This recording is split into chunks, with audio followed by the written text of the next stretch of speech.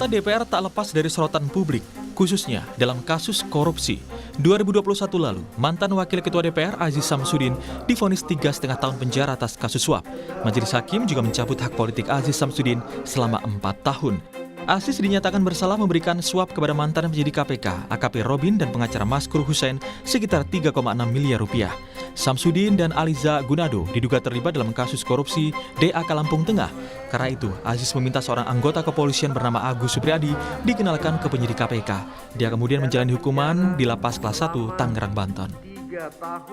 Tidak hanya Aziz Samsudin, Juli 2024 yang lalu Kejaksaan Agung menetapkan anggota DPR fraksi Nasdem Ujang Iskandar sebagai tersangka korupsi.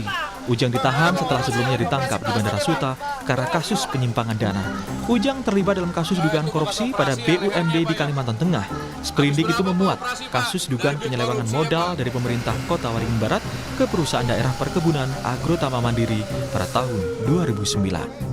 Berdasarkan data KPK, 2004 hingga 2023, ada 76 kasus anggota DPR yang terjerat korupsi.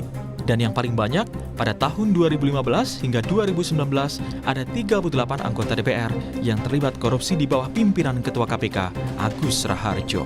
Praktik korupsi merupakan penyakit kronis bagi penyelenggara negara. Rakyat tentu berharap anggota DPR baru yang terpilih amanah dan menjalankan tugas dengan sebaik-baiknya. Tim Liputan, Kompas TV.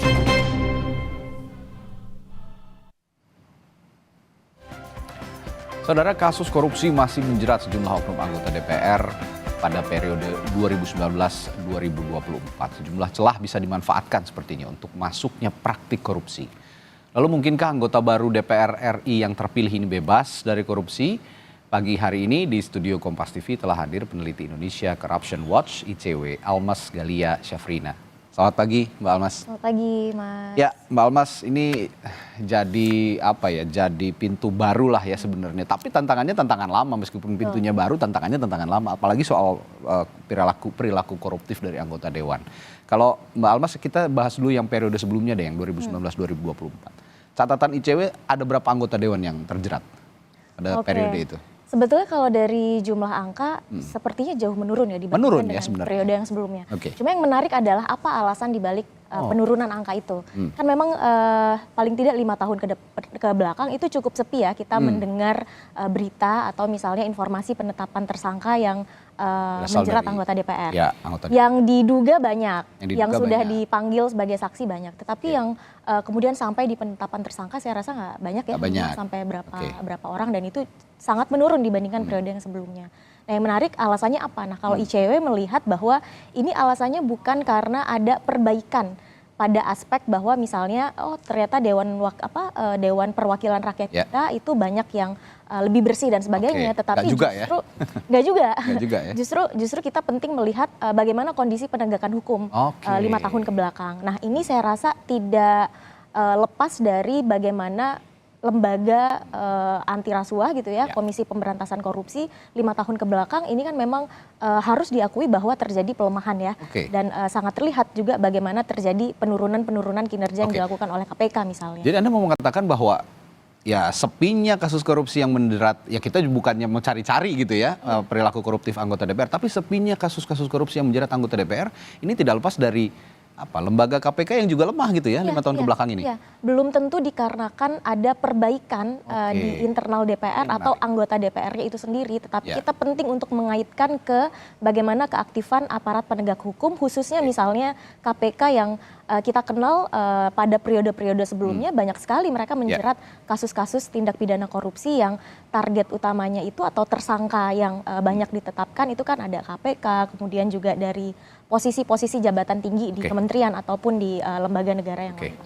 Nah, tapi Anda melihat nggak kalau sebenarnya kalau misalnya kita anggap KPK-nya itu normal gitu ya, kuat, sebenarnya perilaku koruptif di periode sebelumnya di anggota DPR ini sebenarnya masih banyak. Iya, saya yakin ya. Dan ada terdeteksi itu oleh ICW sejauh ini? Karena selain nama-nama yang sudah ditetapkan sebagai tersangka oleh KPK, ini yang bisa kita lihat jelas begitu ya. Sejumlah nama anggota DPR kan juga sudah dilakukan pemanggilan dengan tidak hanya sebagai katakanlah untuk memberikan keterangan, tapi di situ juga ada indikasi-indikasi bahwa yang bersangkutan diduga terlibat dalam tindak pidana korupsi itu sendiri. Jadi ini yang penting kita lihat juga begitu ya. Kemudian yang kedua, saya rasa juga tidak berbeda dengan DPR periode yang sebelumnya. Kalau yang sebelumnya ada 2 pimpinan terjerat kasus korupsi, kemarin juga ada gitu ya Pak Aziz Syamsuddin yang mirisnya juga hukumannya kan tidak berat. Dan belum berakhir masa DPR 2019-2024, Pak Aziz Syamsuddin sudah dinyatakan bebas dengan mendapatkan remisi. Jadi sangat sulit Mas saya rasa untuk melihat adanya perbaikan itu. Yang ada justru ya itu tadi ya penegakan hukum korupsinya kemudian melemah karena memang tidak ada efek jera. Tidak ada pencegahan yang signifikan, juga tidak ada efek jera yang ditimbulkan dari proses penegakan hukum sebelumnya. Nah kalau gitu ke depan begini, karena KPK ini sendiri mitra kerjanya kan DPR ya, Komisi 3 DPR. Dan yang memilih juga para komisioner KPK ini adalah anggota DPR. Dengan wajah-wajah baru DPR yang diisi sekarang dan meskipun masih ada wajah lama, tapi sepertinya akan ada dominasi lebih dari wajah baru.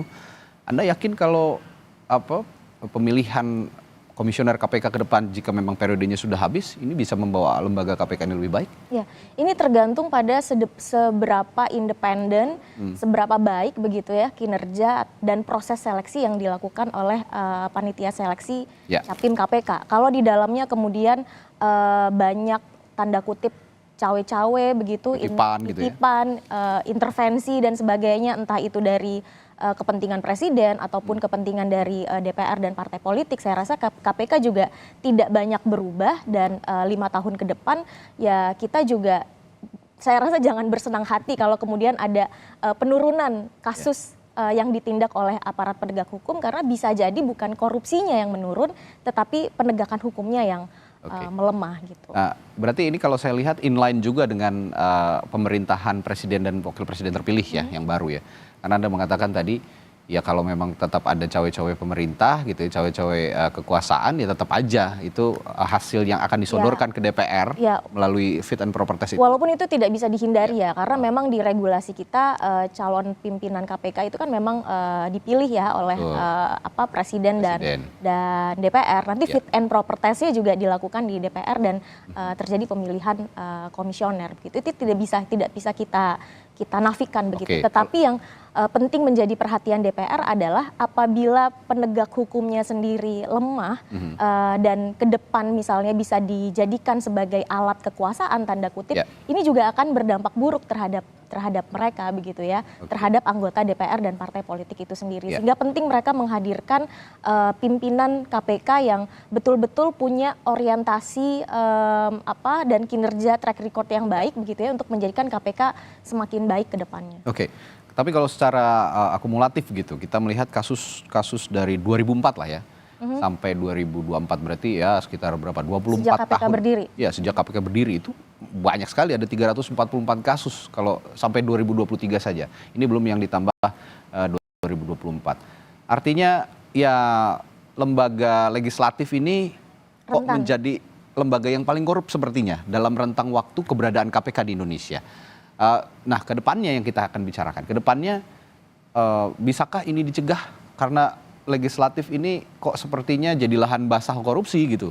Iya, angka tadi sebetulnya itu adalah kumulasi dari DPR dan DPRD ya. Jadi DPRD, tidak hanya DPR. Perwakilan rakyat lah ya. Ya. Dan apakah itu bisa dicegah? Pertama, selain kita penting membahas atau melihat bagaimana penegakan hukum, apakah ada efek jera, apakah daya cegah begitu ya.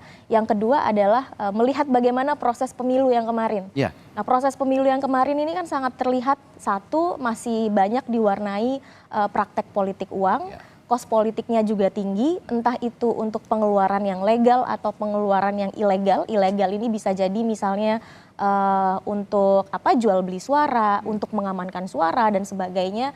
Nah, melihat kos politik yang sangat tinggi di pemilu, termasuk untuk pemilu legislatif, saya rasa itu justru meningkatkan atau meninggikan kerentanan anggota DPR kita itu terjerat kasus korupsi. Terlebih lagi kewenangannya kan juga besar ya di DPR. Sangat potensial terjadi yang namanya misalnya perdagangan pengaruh, kemudian juga untuk mengakomodir poin-poin yang bermasalah begitu ya dalam regulasi atau penyusunan kebijakan, dalam praktek pengawasan eksekutif dan sebagainya. Jadi memang selain ada persoalan penegakan hukum, pemilu kita yang transaksional kepada pemilih ataupun kepada partai politik misalnya, ada problem lain juga nih, melihat bagaimana kewenangan DPR yang cukup besar dan itu sangat rentan untuk disalahgunakan. Nah, kalau kita masuk ke modus deh Mbak, kalau anggota-anggota legislatif, wakil rakyat itu yang terjerat korupsi, biasanya modusnya apa aja sih yang paling sering dilakukan oleh mereka? Oke. Sebetulnya yang menarik adalah sebagian kasus yang menjerat anggota DPR kita itu bukan kasus yang terjadi ketika yang bersangkutan menjabat sebagai anggota DPR. Tetapi ketika yang bersangkutan misalnya menjabat sebagai kepala daerah di periode sebelum dia menjabat sebagai anggota DPR dan sebagainya. Tetapi kalau modus ketika dia sudah duduk di jabatan DPR, beberapa kalau kita lihat di kasus belakangan ini kan satu terkait dengan legislasi begitu ya. Kemudian misalnya terkait dengan suap penegak hukum, terkait dengan kasus lamanya, juga misalnya terkait dengan pengadaan barang dan jasa dan sebagainya. Jadi memang di situ ada cukup banyak ya kerentanan dan modus-modus terjadinya korupsi. Meskipun kalau kita lihat di wajah DPR 2024-2029, kalau hasil studi CSIS ini kan lebih dari 43% adalah wajah baru. Nah, saya sih cukup tidak melihat bahwa adanya wajah baru ini juga akan memberikan perubahan yang signifikan tanpa ada perbaikan yang substantif juga di DPR, karena wajah-wajah baru ini ya kita bisa lihat misalnya background keluarganya atau sebagai pengusaha dan sebagainya begitu ya, sehingga saya rasa perbaikan yang sangat signifikan itu perlu. Terakhir ini kaitannya dengan optimisme Mbak Almas.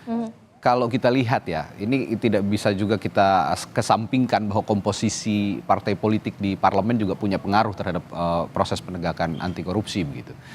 Di DPR kalau kita lihat kan partai pendukung pemerintah semua, mayoritas. Hanya PDI Perjuangan sepertinya agak masih gamang nih akan masuk ke partai pemerintah atau tidak.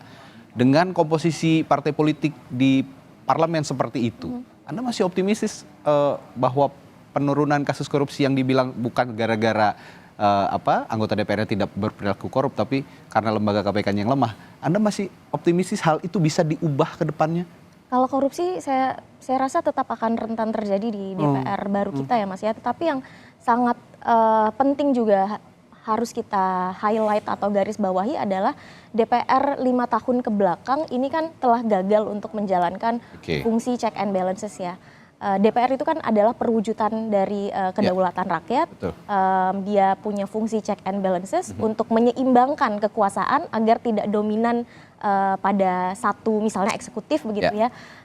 Tapi kemudian kalau semuanya di DPR adalah tidak ada oposisi misalnya dan lebih banyak mengekor atau mengikuti pemerintah, yang penting kita khawatirkan adalah ya tidak ada lagi check and balances. Padahal DPR lahir dari semangat itu tadi, menghadirkan check and balances itu, penyeimbangan kekuasaan dan menjadi wakilnya rakyat nih untuk berhadapan dengan pemerintah, menyusun regulasi. Makanya DPR punya 3 fungsi itu.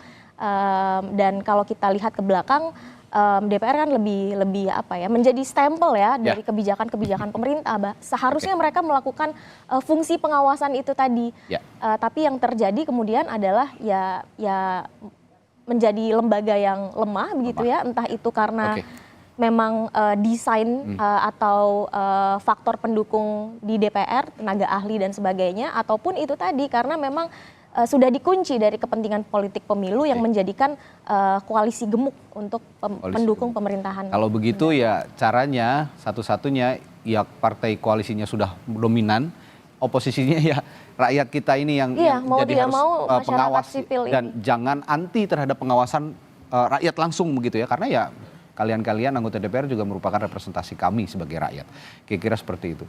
Baik, terima kasih Mbak Almas telah berbagi perspektifnya pagi hari ini. Peneliti ICW Almas Syafrina telah bergabung di studio Kompas TV pagi hari ini. Semoga kita tetap optimis menghadapi kinerja wakil rakyat selama 5 tahun ke depan, terutama dengan perilaku korupsinya.